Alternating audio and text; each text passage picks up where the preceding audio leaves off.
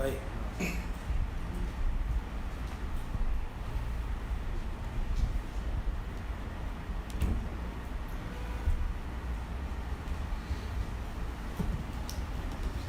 بسم الله الرحمن الرحيم. الحمد لله والصلاة والسلام على أشرف الأنبياء والمرسلين نبينا محمد وعلى آله وصحبه أجمعين.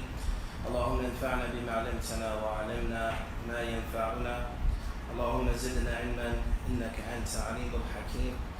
اللهم اجعل هذه المحاضرة حجة لنا لا حجة علينا يا رب العالمين. أما بعد.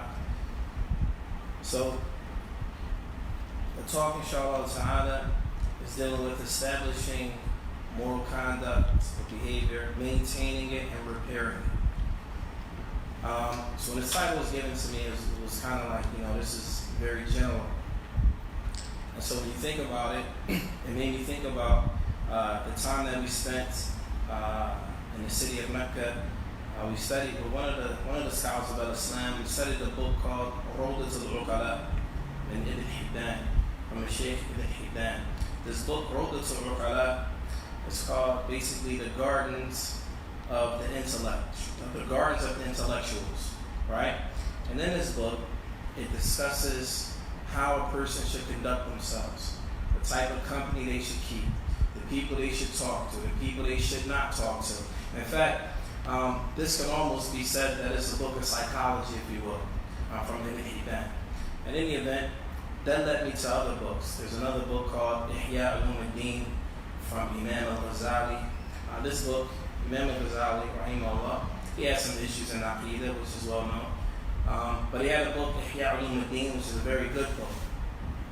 And so prior to finishing the university, a colleague of mine from Pakistan, he gave me this book. He said, listen, this book here will be one of the best books that you'll ever need for your life in terms of rectifying yourself. And so I said to myself, well, what could this book be? So he handed me this book called Minhaj al-Abidin. Minhaj al-Abidin. The author of this book was Imam al-Ghazali, rahimahullah.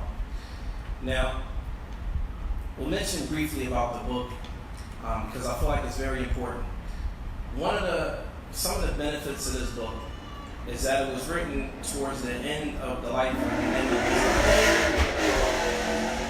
This book was written towards the end of the life of Imam al-Ghazali. When this book was written, prior to that, he was a judge in his town. He was a judge of all the people. They went to him for Islamic verdicts, etc., and even legal rulings. However, once the king or the ruler during that time passed away, he removed himself. He removed himself from that position of being a judge and went to a town of seclusion. While he was there, Imam al-Ghazali had a lot of beef, if you will. He had a lot of beef or problems with other ulama because some of the things that he said, etc., some of his positions, etc. He had a lot of beef, a lot of problems with other people. So Imam al-Ghazali, what he did was, he said, he wanted to devote his life to seclusion and focusing on worshiping Allah and rectifying himself. So what he did was he wrote a book called Minhaj al-Abidin, and basically this book, the title, Ila Jannat Rabbil Alameen. This book, the title of it is called The Way of the Worshipper of Allah Seeking a Garden of Paradise. When he wrote this book during the last few years of his life. In it, you find hadith that are sahih from Sahih Bukhari and Sahih Muslim. He didn't go outside of that. In fact, when he put this book together, the intention was to stay away from any form of ikhtilaf, differing from Ahlul Ilm during that time, because that's what he was known to have differing among many of the scholars of Islam. At any event, why would a person read a book like that? Why is it even important? Why is it even significant? The problem a lot of times with us is that we may gain knowledge, understand knowledge, but we may have problems implementing that knowledge. We may have problems implementing that knowledge. And so I'll speak on a personal note. When I first accepted Islam in 1997, I first took my Shahada in 1997. And as the only Muslim in my family, unfortunately, I made the mistake of cutting everybody off. Everybody. If you wasn't Muslim, you didn't understand right away. And what I mean by cut everybody off, meaning family. We cut off family members, etc. Not intentionally, it was just the way it went down that way. And so Allah subhanahu wa ta'ala allowed myself to study Islam and sit with scholars for many years. And while doing so, scholars of Islam, they ask you about your family all the time. How are your parents? How are your aunts and your uncles and your cousins, etc.? You say, I don't really talk to them, or I don't really associate with them. And they look at you like something's wrong with you. Why don't you associate with your family? And you think, well, I accepted Islam, and I think that, I thought that this was what Islam required. And then when you realize when knowledge comes, when you gain a little bit of knowledge, you realize maybe the things that you've done in the past was incorrect. And so having said that, and this comes with knowledge. When knowledge comes, and I'm not saying you have to be a scholar, but once you have a small amount of knowledge, it's incumbent upon every last one of us to work on it and to implement it. So, back to this book. This book, Minhaj al-Abidin. In it, it talks about the eye, the problems of the eyes, the problems of the stomach, when a person eats too much, the problems dealing with people, different behaviors, etc. that we display. This book essentially was written for a person who's really focusing on themselves in the hope that they can display and project the proper image of Islam. Whether you feel like you're ready to or not, as a Muslim, this is our obligation. So always portray Islam in the best light. Protect ourselves. Learn and implement the deen of Islam to the best of our abilities. So having said that, there's some brief things we're going to mention, inshallah ta'ala, about akhlaq, moral conduct. We find in the hadith of Abdullah ibn Amr radiallahu ta'ala anhuma قال لم يكن النبي صلى الله عليه وسلم فاحشا ولا متفاحشا وكان يقول إن من خياركم أحسنكم أخلاقا. Nabi alayhi salatu wasalam, as was mentioned, he was not known for fahisha. He was not known for lewd acts, open fist, sin, disobedience. He was not known to have those type of behavioral traits. In fact, he would say, "Inna min khiyarukum," for indeed the best of all of you, ahsanakum akhlaqa, the best of you as it relates to having character, akhlaq, moral conduct. Unfortunately, in our communities, having good character is, unfortunately for some people, is not a sign of a person that follows the sunnah, unfortunately, to some people. When you smile at someone, you give them the salams, you always have a smile on your face, and they say, brother, he's not hard enough against the deviants, or he's not hard enough against the people that don't follow him, or etc. The question is, where was this learned? You find, when you really dig beyond the surface, you find people haven't really studied Islam. They read a book here, they heard a lecture there, they did this, they didn't focus, sit down and contemplate. Rather, even if you didn't study Islam, but you didn't embrace the information that you received. For example, when we look at this hadith of the Prophet ﷺ, and he said, the best of us are the best to have character. That's easy. Doesn't require a lot of knowledge. It requires to understand having good character. This is something that is praiseworthy. We also find Aisha radiallahu ta'ala anha قالت قال رسول الله صلى الله عليه وسلم خيركم خيركم لأهله وأنا خيركم لأهلي.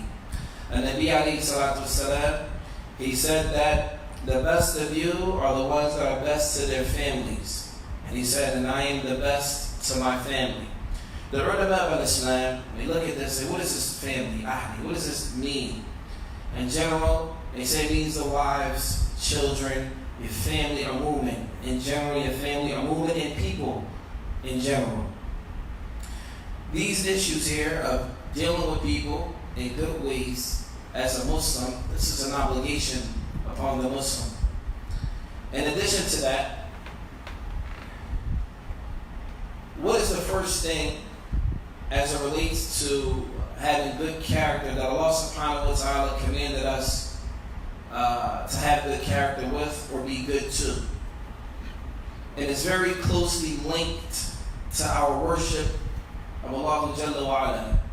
It's very closely linked to Tawheed. Does anyone know what that is? Okay. Treat your parents well. Treating your parents well. Allah subhanahu wa ta'ala says in the Quran, وَقَضَى رَبُّكَ أَلَّا تَعْبُدُوا إِلَّا إِيَّاهُ وَبِالْوَالِدَيْنِ إِحْسَانًا.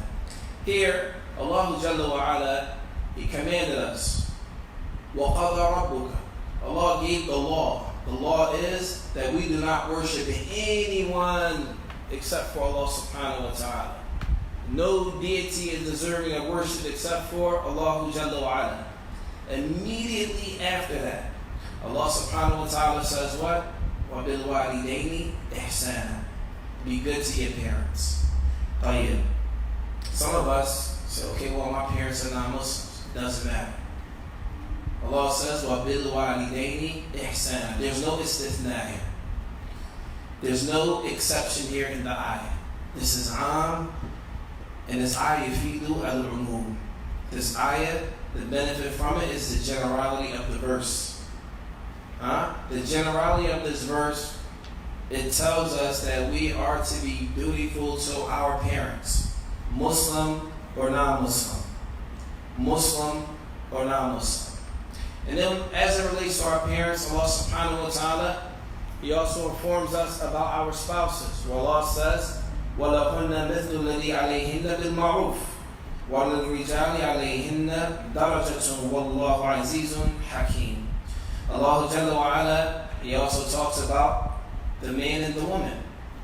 Where Allah says about the woman, وَلَهُنَّ مِثْلُ الَّذِي عَلَيْهِنَّ بِالْمَعْرُوفِ. That it is incumbent for the men to treat the women right, treat them fair, treat them just. And then Allah says, وَلِلرِّجَالِ عَلَيْهِنَّ دَرَجَةٌ. And that Allah subhanahu wa ta'ala have gave the men a level of responsibility over the women. Allah subhanahu wa ta'ala has given the men a level of responsibility above the women. Also, when it comes to having good moral character, conduct in Islam, how does a person achieve this? How is that even possible? Does anyone know? How is it possible? You just wake up one day and just have good character? Is it something that you have to learn? Is it something that you have to practice? You just learn it through osmosis? Both? Good. Anyone else? Ask for it too, make dua for it. You learn it. Ahsant. So that in our religion of Islam, knowledge has always been put on the front.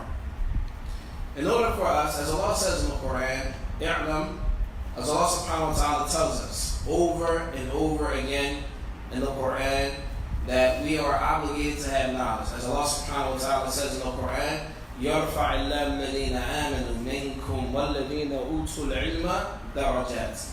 Allah Jalla wa Ala mentions in the Quran that He raises those that have knowledge.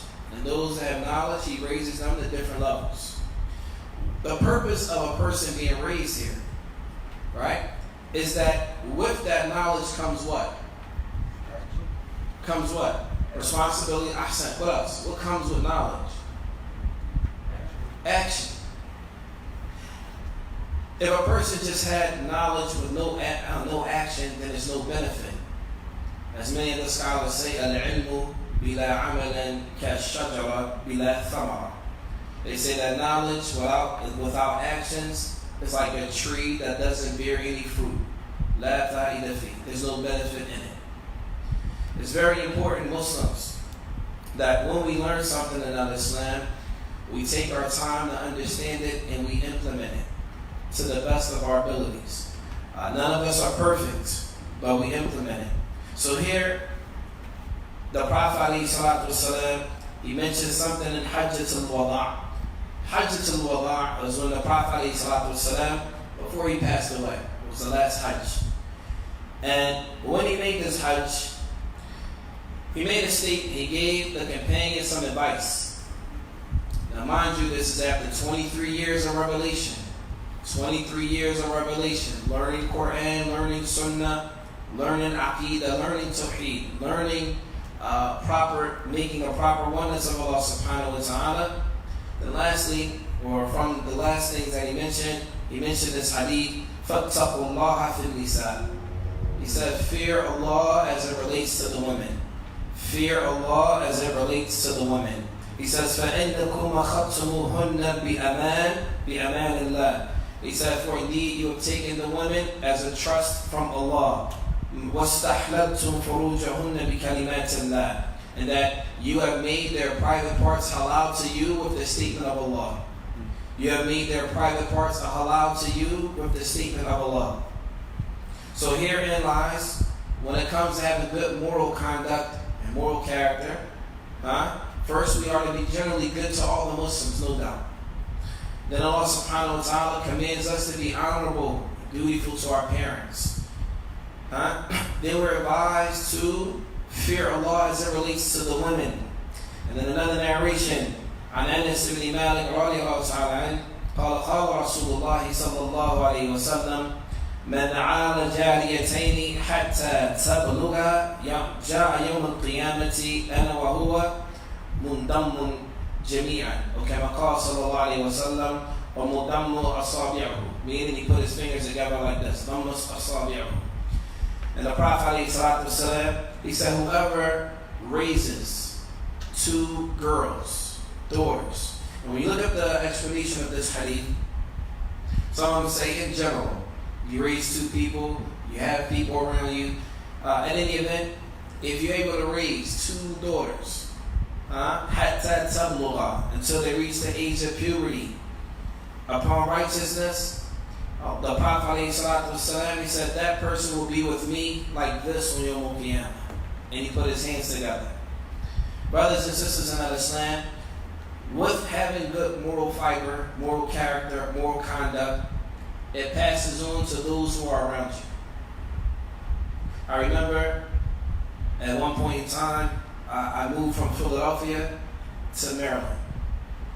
When I moved to Maryland, I assumed that the people that lived in this state of Maryland had the same behavior that the people in Philadelphia had. And when I moved there and I started to move like I was from Philly, and I noticed that these brothers didn't move that way. They even spoke differently. They acted differently. They were more respectful. Their character was on a different level. It forced me to adapt. I was forced to adapt in a behavior that I wasn't used to. And this is what happens. This is the benefit of being around people that have good moral character. They speak well. They act well. They're kind. They're generous. They do things that you're supposed to do in Islam. And they don't just pay lip service. A lot of times, where many of us come from, Islam is just on the lips. It's not in the actions. So what happens is you have a new shahada. And this is the negative effects of bad moral conduct. You have a person that wants to accept Islam. Their hearts are pure. They want to learn Islam. They love Islam. And when they accept Islam and they start hanging around the Muslims, they might not leave off anything they did before, but maybe they will get worse. Because they trust these Muslims and they realize these Muslims behave worse than he behaved before when he was a non-Muslim. Yes. There's some Muslims like this. Nas'Allah salam wa afiyah. In any event, having good companionship aids a person. Having good companionship aids a person as it relates to his moral character and his moral conduct. We have another hadith of the Prophet ﷺ عن أسامة بن زيد رضي الله تعالى عنه وقال كان رسول الله صلى الله عليه وسلم يأخذني فيقعدني على فخذه ويقعد الحسن على فخذه الأخرى ثم يضمهما ثم يقول اللهم ارحمهما فإني أرحمهما.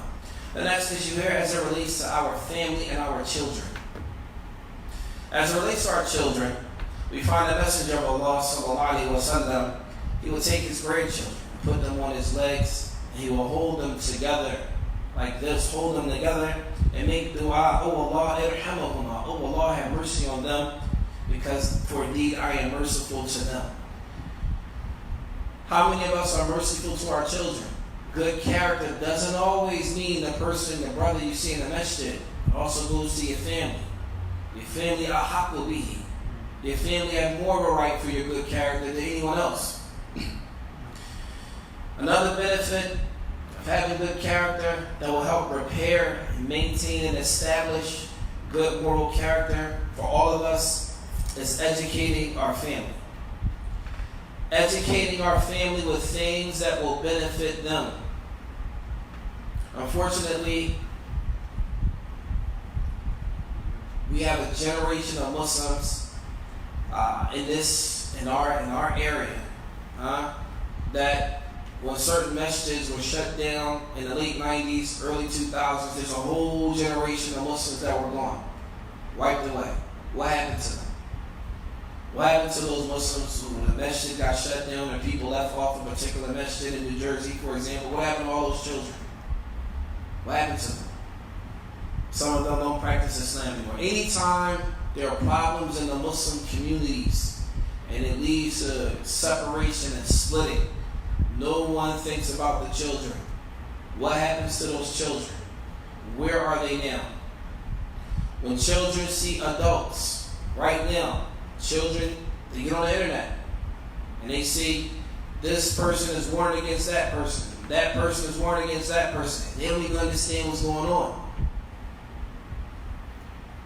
The natural thing is to fall back. I don't even want to be a part of that. Or you have children, they go online and they find, well, this brother's talking about my dad. That person's talking about my mother. This person's talking about my brother. Well, this person's talking about my cousin. That makes people what? Back up. Is that the behavior? Is that what we're trying to produce as Muslims? And when you really look at the problems between the Muslims, it's small. The problem, the real problem is lack of knowledge. It's lack of knowledge. If there was an issue where everybody was on the same level and understood right from wrong, it would be an easy fix. It's an easy fix. But as long as we have people that believe they know when they don't know, we're going to continue to have these problems. As it relates to our children, it is incumbent for us to educate our children. Allah Jalla wa Ala says in the Quran, Ya ayyuhalladhina amanu, Ya ayyuhalladhina amanu, qu anfusakum wa ahlikum nara, wa quduha an-nas wal hijab. Allah Jalla wa Ala says in the Quran, O you who believe, protect yourselves and your family from the fire. وَقُودُهَا. Quduha is haqabaha, the wood of it. The thing that ignites the flames. وَقُودُهَا النَّاسُ. The thing that ignites the fire and keeps the fire burning are people. Allah says, وَقُودُهَا النَّاسُ وَالْحِجَارَةُ. It's people and rocks and bricks. Allah Jalla wa Ala says in the Quran, Ya ayyuhalladhina amanu, qu anfusakum wa ahlikum nara wa quduha an-nas wal hijab. Some of them, they asked about this hijab. It was a sheikh. If you look through the tafsir Ibn Kathir, the sheikh, he said, what is this hijab? Is this, or this heat? Is this heat, what type of heat is this? Or this rock? Is it like the rocks in the dunya, etc.? He said, Prophet ﷺ, that was mentioned, أَعْظَمُ مِنْ جِبَالِ الدُّنْيَا, meaning that the rocks in the hellfire are greater, more severe than all of the mountains in this dunya. كُلَّهَا. When the man heard this, he passed out. He passed out. If we think about this, listen to this ayah where Allah says, O you who believe, Ya ayyuhalladhina amanu, qu anfusakum, protect yourselves and your family from the fire. How are we protecting our children from the fire? How are we, as a community protecting our children from the fire? Our children are being bombarded with social media, Instagram, Snapchat, Facebook, you name it, they're being hit with it. Video games, Fortnite, whatever else is going on. Bombarded. How are we able to protect our children? Having good character comes with education. We must educate our children. Take some time out, educate them. Well, what do you say to your kids when they hear online, they hear that this masjid is talking about the people at that masjid, they're talking about this imam here and that person there? What do you say to your children? This is not a rhetorical question. You can answer. Your children ask you about the problems in the Muslim communities. What do you say to them? Focus on yourself. I said, focus on yourself. Anyone else? I try to tell them to make sure they study the correct deed. They stay on the correct deed, and they may be able to avoid these problems. If they stay on the correct deed, then they can avoid these problems. So that's from one aspect. That's from the problems dealing with the non-Muslims. But we have problems within the Muslim community. What are you talking about that? Muslims talking about this Muslim and that Muslim, don't pray here. They're fighting over material things, just money, like board members fighting over money. So what do you tell your children? So What advice do you give them?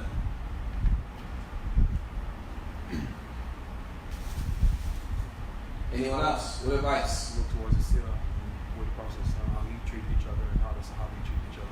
Look towards that example step. An easy fix, tell your children, read the book, read Sahih Bukhari, Sahih Muslim, and focus on the Quran. Focus on the book of Allah subhanahu wa ta'ala. Ensure that your children, our children, read the Quran, understand the Quran, understand some tafsir of the verses of the Quran, read through Sahih Bukhari, Sahih Muslim. It's the basic things. Make sure they know the basics of their religion. Most people, they argue about stay away from this place or that place, and we find that these people don't even understand basic things of Islam. How many brothers, they say don't go to this masjid and don't go to that masjid, but they don't even know the tashahhud in the salat. This is serious. The tashahhud in the salat. There are some brothers that don't even know the tashahhud, but they'll say don't go here, and these brothers are deviant. And then when you ask these people what makes them deviants, they don't even know. Well, Fulan says something. You go to Fulan, what makes them a deviant? Well, I heard Fulan over there. Why are they deviants? What did they do? So when it comes to our children, brothers and sisters in Islam, we have to be serious about educating them, teaching them the right way, and keeping them away from the wrong way. Another thing that we have to focus on, some advice as it relates to our families, where Allah subhanahu wa ta'ala says in the Quran, وَأْمُرْ أَهْلَكَ بِالصَّلَاةِ وَاصْطَبِرْ عَلَيْهَا. Allah subhanahu wa ta'ala commands us in the Quran to command our families with the prayer. To ensure that our families are praying.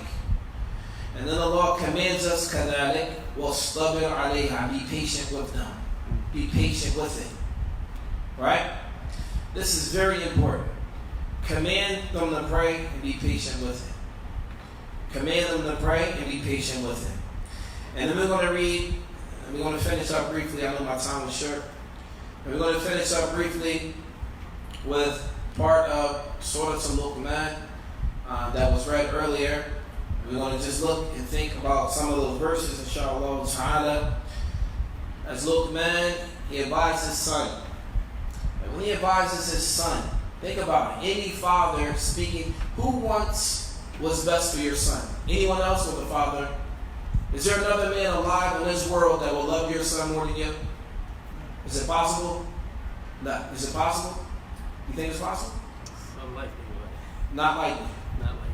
What's the likelihood of there being another man that's going to love your son and your children more than you? It's not likely. Sorry? But it's not likely. It's your children. Right? Here, Luqman, some say he was a prophet, some say he wasn't. There's some difference of opinion from Ahlul Ilm. Some say he was from Sudan, from Africa, Luqman. You can read this in different books of tafsir. At any event, Luqman rahimahullah ta'ala, it says, Ya bunayya innaha, Ya bunayya innaha in taku mithqala habbatan min khardalin fatakunu fi sakhratin أو في السماوات أو في الأرض يأتي بها الله إن الله لطيف خبير. Allah Jalla wa Ala, He says in Surah Al-Luqman, Ya Bunay. He says Ya Bunay. The term Bunay here is a term of endearment. It's a term of love and affection. Ya Bunay. He's talking to his son. Ya Bunay. Oh my son. The first thing he's doing to his son is he's educating him on who Allah is. Before we talk to our children about read Quran, read stuff, they have to understand who is Allah. Why are you worshiping Allah? Why? Why is it important that who is Allah subhanahu wa ta'ala? So Luqman, in the very beginning, he's telling his son, listen, before we get into that, this is what you need to understand. Ya bunay innaha, even if there is a mustard seed inside of a rock that you find in this earth or in the skies, that Allah subhanahu wa ta'ala can come with that rock and come with that thing. Inna Allah latiful khabir, that Allah is aware of all things. The first thing he's explaining to his son is that Allah subhanahu wa ta'ala, his knowledge is over everything. Everything that's going on. So when we educate our children, the most important thing, we can say read the Quran, but they can say, why do I have to read the Quran? We can say read Sahih Bukhari, Sahih Muslim. Why do I have to read Sahih Bukhari, Sahih Muslim? So then we start talking, well, why are you here on this earth? Why do we have to follow rules? Why are there rules in existence? And then we start looking. Allah says this in the Quran,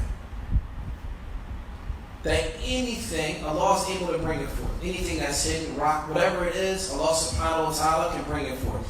The purpose of this is to inform his son that there is something greater than you or greater than anything that you know. And that is Allah Jalla wa Ala. Understand this, son.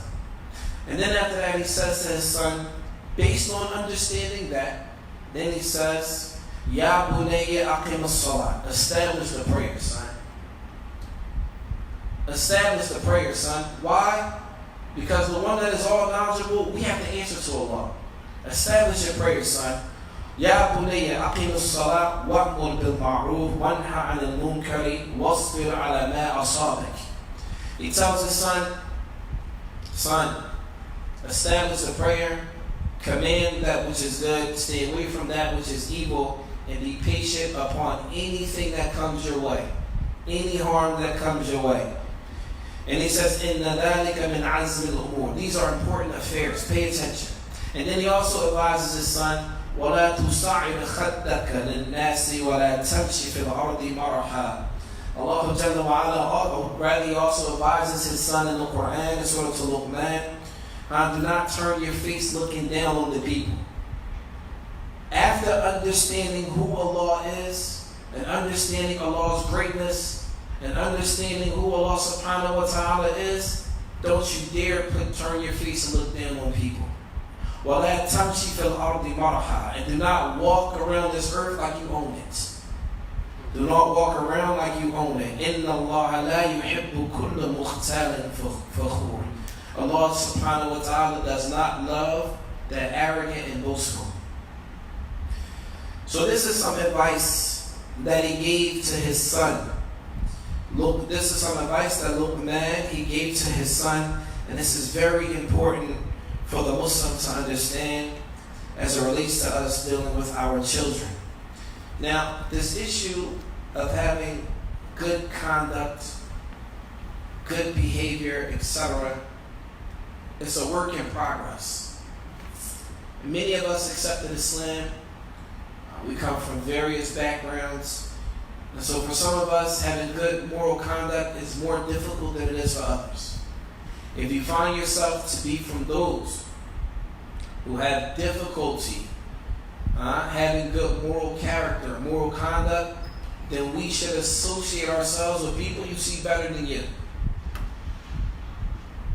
One of the ways to help yourself is if you see a brother, if you're a sister, or you see a sister, and you see their Islam and their moral character is better than yours, then you should be around them. Because generally it will rub off on you. And then once you get to the same level with that person, you look at someone that's better than them and you slide on and move on to the next one. You move on to the next one. Until you can perfect your own moral character. And in the event, we're going to stop with this. We'll get ready to pray, inshallah. Any questions?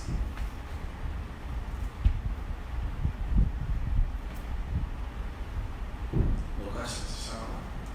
Right, follow.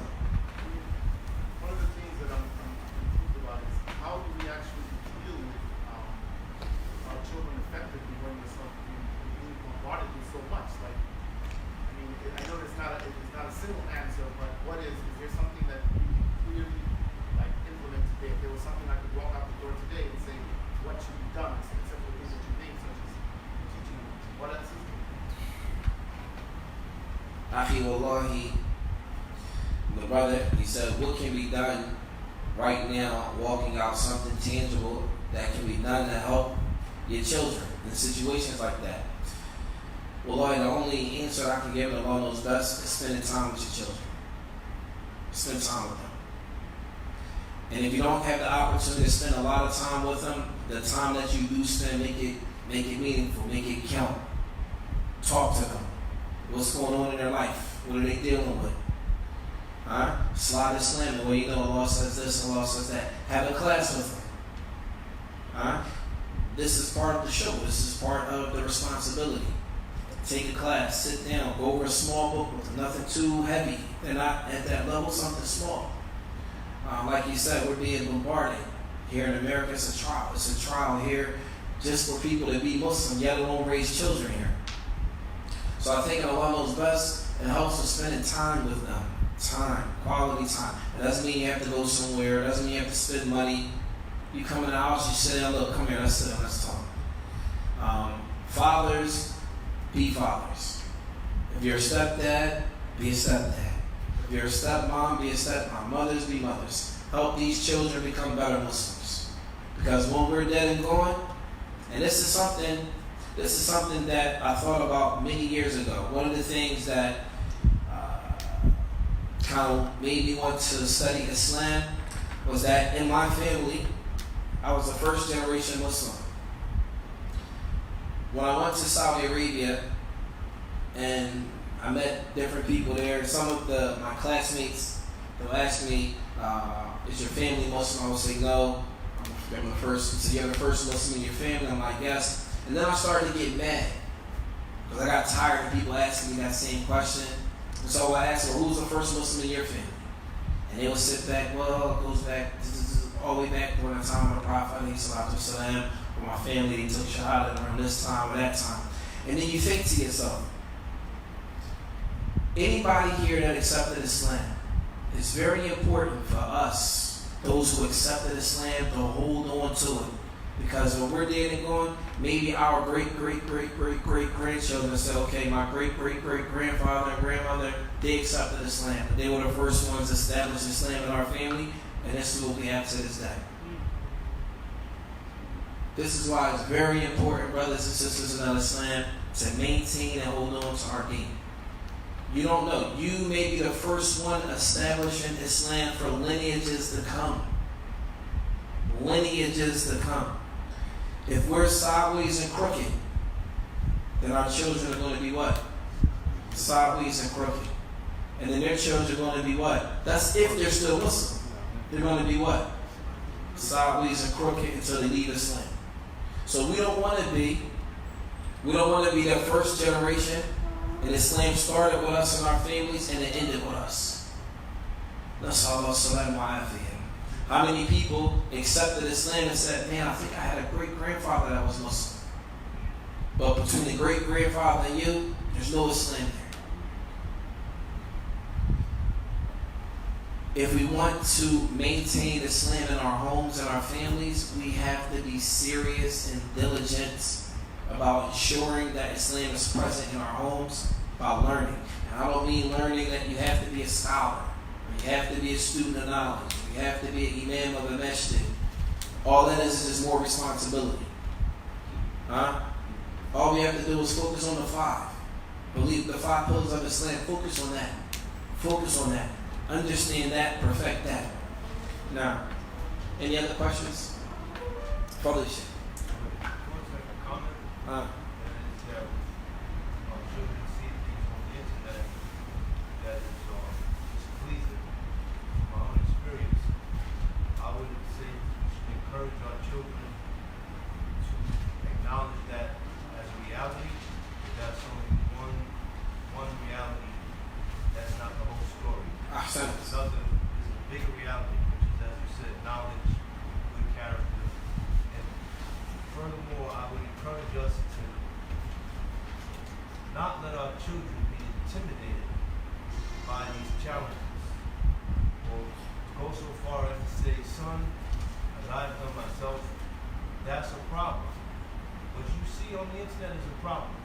But guess whose job it is to solve that problem and not run from it? That's our job.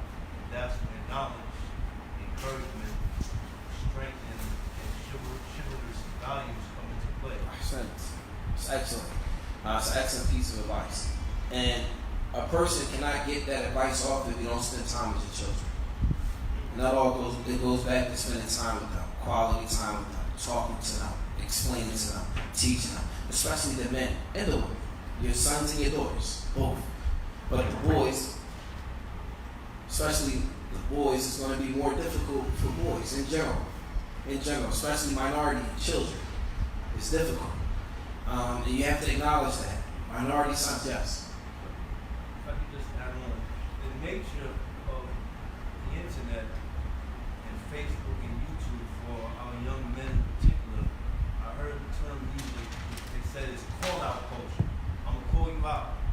You know, somebody and then that starts the cycle of back and forth, and it's spread. It's part of social media culture. You say something to get a response. Someone's doing something to get a response, and it's like instigation and provocation is built into the technology. No, sorry. So, how do you deal with that? There are many different ways to deal with it. There's no clear-cut answer to say, okay, it must be done this way, it can't be done this way, that way. I'll say it again. I think that one of the key components, let's say, for example, there is no parent, the son doesn't have a father, etc. The father's not around, the mother's not around, the father's not around in his life. Then this is the purpose of the masajid. The purpose of the masajid here in America serves a big purpose. The Islamic centers in the U.S. and urban America serve a big purpose.